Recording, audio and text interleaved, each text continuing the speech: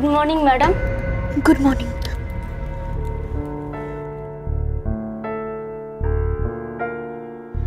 Good morning madam. Good morning.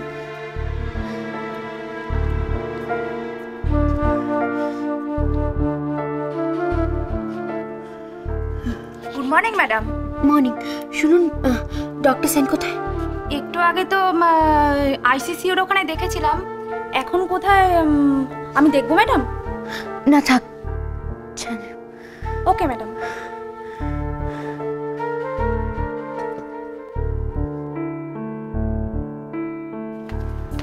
আরে ঝিলিক, কখন এলে? ডক্টর সেন, লাইরি দাদু কোথায়? ওটিতে দেখলাম মনে হয়। কেন? না, এমনি বলছিলাম। কোনো দরকার আছে? না, তেমন কিছু দরকার নেই। আসলে সেটা আপনাকেও বলা যায়। আমি আসার সময় এমার্জেন্সিতে একটা পেশেন্ট দেখলাম। নার্সের কাছে জানতে পারলাম উনি অনেকক্ষণ ধরেই এমার্জেন্সিতে পড়ে আছেন। হ্যাঁ, ওখানেই তো আছেন। কেন? ওখানে কেন? এতক্ষণ তো এমার্জেন্সিতে রাখার কথা না?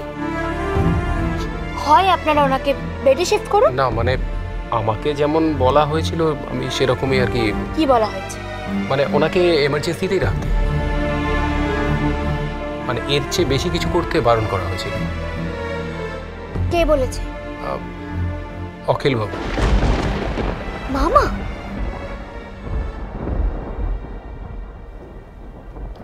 ঠিক আছে, মামা বলেছে। কিন্তু মামা কি পেশেন্টের কন্ডিশন জানেন? হ্যাঁ, আমি বলেছি ওনাকে। ডক্টর সেন, আপনি এই নার্সিং হোমের অনেক পুরনো একজন। আচ্ছা, ফোনে বলা আর সামনে থেকে দেখা দুটো কি এক হলো? ফোনে হয়তো মামা বুঝতেই পারেনি পেশেন্টের কন্ডিশন কি। আমার তো দেখে মনে হলো পেশেন্টের অবস্থা মোটেও ভালো নয়। কিন্তু আমি কি করব? ওনারা তো এখনো টাকাই জমা করেননি। আমি জানি। পেশেন্ট পার্টির সঙ্গে আমার কথা হয়েছে। আচ্ছা ডক্টর সেন, এইভাবে একটা পেশেন্টকে যদি ফেলে রাখা হয় আর তার অবস্থা যদি আরো খারাপ হতে থাকে, তাহলে তার রেসপন্সিবিলিটি কে নেবে? আপনি না মামা? না, তা নয়, মানে তাই। আমার পেশেন্ট পার্টিকে দেখে যা মনে হলো ওনারা মিথ্যে কথা বলার লোক নয়। ওনারা যখন বলেছে টাকাটা দিয়ে দেবে, তখন নিশ্চয়ই দিয়ে দেবে। ঠিক আছে, ঠিক আছে, অপারেশনটা না হয় টাকা জমা দেওয়ার পরেই হবে, কিন্তু একটা মিনিমাম ট্রিটমেন্ট তো শুরু করাই যায়। এইভাবে ফেলে রাখা তো কোনো মানে হয় না। সে তুমি যদি বলো আমি এক্ষুনি শিফট করে দিচ্ছি। হ্যাঁ, আমি বলছি পেশেন্টকে এক্ষুনি কেবিনে শিফট করা হোক আর এক্ষুনি ট্রিটমেন্ট আরম্ভ করা হোক। ঠিক আছে, আমি দেখছি। দেখছি নয়, তাড়াতাড়ি যা করার তাড়াতাড়ি করুন। ওকে ওকে।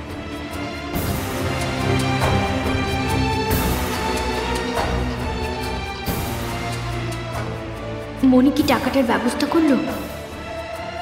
মনি যদি জানতে পারে আমি এখানে এসে, না, সে মনি জানতে পারলে জানুক, কিন্তু আমি কিছুতেই মার কোনো ক্ষতি হতে দেব না, কোনো ক্ষতি হতে দেব না।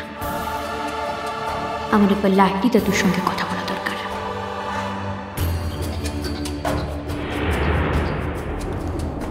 আর দেরি করলে চলবে না দীপু, যেটা বলছি সেটা কর। মনীষ, আমার কথাটা শোনো। বাবা, আপনি আমার কথাটা বোঝার চেষ্টা করুন একবার। আচ্ছা, কেন বুঝতে পারছেন না বলুন তো? হ্যাঁ, আমাদের তো চেষ্টা করতে হবে, প্রতিমাকে বাঁচাতে হবে তো। আর তো রাস্তা নেই আমাদের কাছে, কতক্ষণ অপেক্ষা করবো? আর প্রতিমাকে বাঁচাতে পারে কে? না একমাত্র বড় বউ। কোনো লাভ নেই মেজদা। আমি যেটা বলছি সেটা তুমি করবে, চেষ্টা করতে হবে তো। দীপু, তুই ফোনটা কর।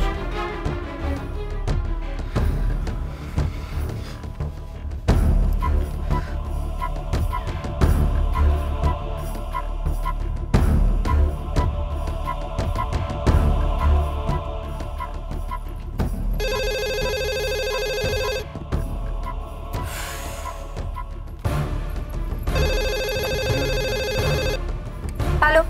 হ্যালো বড় বৌদি, আমি বলছি। কে? দীপু? প্রতিমার অপারেশন হয়ে গেছে? না এখনো হয়নি। তোমার আশেপাশে মামি বা বিল্টু নেই তো? না, কেন বলো তো? খেয়াল রেখো এই কথাগুলো যাতে বিল্টু বা মামি না জানতে পারে। অপারেশন তো এখনো হয়নি, সেই ব্যাপারেই তোমাকে ফোন করলাম। অপারেশনের ব্যাপারে আমাকে ফোন করলে কেন? টাকা জমা না দিলে অপারেশনটা হবে না বড় বৌদি। ও, কিন্তু টাকা জমা তো হয়ে যাওয়ার কথা ছিল। ওই যে কি যেন নাম ছিল, ঝিলম সিং নাকি? ঝিলম সিং এখনো আসেননি। তাই বলো, ঝিলম সিং এখনো আসেনি, তাই জন্য আমাকে ফোন করলে, তাই তো?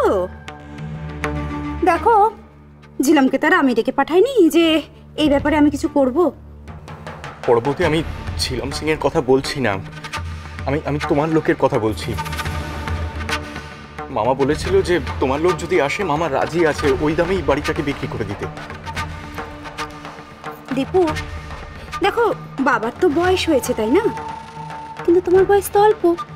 তুমি তো বাইরের জগৎটাকে অনেক বেশি করে দেখেছো। বাড়ি বিক্রি তো আর আলু পটল বেচা নয় যে এক জায়গায় পোষালো না, দুপা হেঁটে চলে গেলাম, 2 টাকা কম হলো সেখান থেকে নিয়ে নিলাম। জানি তো যে ওই সবজিওয়ালা ডেকে বলবে দিদি আমারটা নিয়ে যান, তা তো হয় না, তাই না? পরবর্তী যেভাবেই হোক একটা ব্যবস্থা করো না। দীপু, আর কোনো উপায় নেই গো। তোমরা চলে যাওয়ার পরেই লোকটা টাকা নিয়ে এসেছিল। মা পরিষ্কার বলে দিয়েছে বাড়ি বিক্রি হয়ে গেছে। সে কি? এরপরে আর কোন মুখে ওদেরকে ডাকবো বলো তো?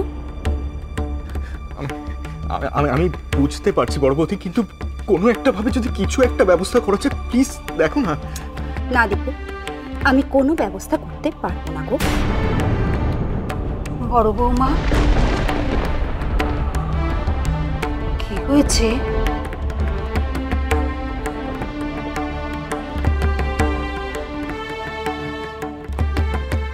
কিছু না মা, আপনাকে বলা বারণ আছে। আমাকে বলো কি হয়েছে? কি হয়েছে? কি বললো? আরে কি বললো বলবি তো? আমি তো জানি কোনো লাভ হবে না। মাঝখান থেকে মামি বোধহয় সব জেনে ফেললো। মমতা ঘরে ঢুকে এসেছিল। শুনে ফেললো নাকি? যদি না শুনে থাকে এবারে বড় বৌদি তো আছে, বড় বৌদি সব বলে দেবে। কি হচ্ছে বড় বৌমা, আমায় বলো। হ্যাঁ মা, কি হয়েছে গো, কি হয়েছে? নীল, তোকেও এখন বলা যাবে না। মা, আপনাকেও না এখন বলতে পারবো না, কারণ আপনি শুনলে আবার অসুস্থ হয়ে পড়বেন, সেই দায়টা তো আমার ঘাড়ে এসেই পড়বে, তাই না? কি হয়েছে আমাকে একটু বলো না খুলে, কি হয়েছে? কি হয়েছে জেঠি? কে ফোন করেছিল? আমাকে আর তোরা কেউ প্রশ্ন করিস না, বললাম তো এখন তোদের বলতে পারবো না। ঠাম্মা, আমি বলছি কি, তুমি একটু পাশের ঘরে যাও না, ওই দেখো তো বিল্টু কি করছে, আমরা ততক্ষণ বরং একটু শুনে নি। হ্যাঁ তুমি যাও। কেন, কি হয়েছে কি?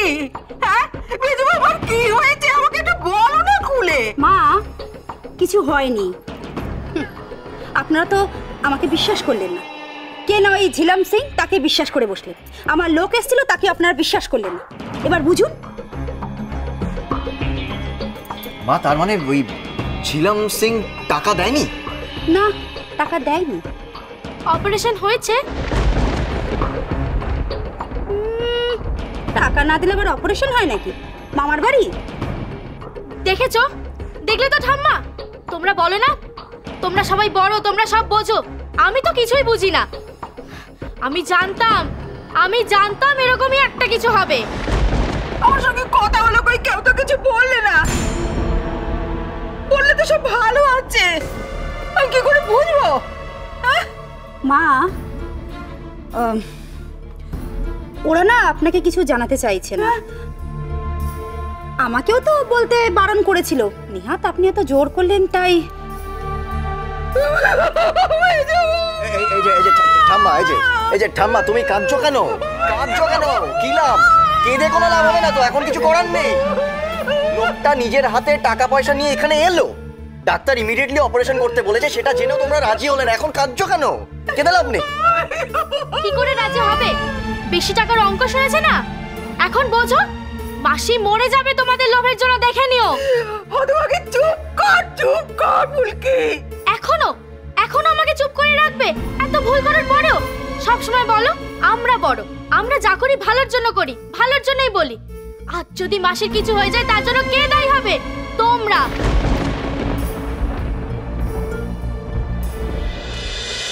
তোমায় ছাড়া ঘুম আসি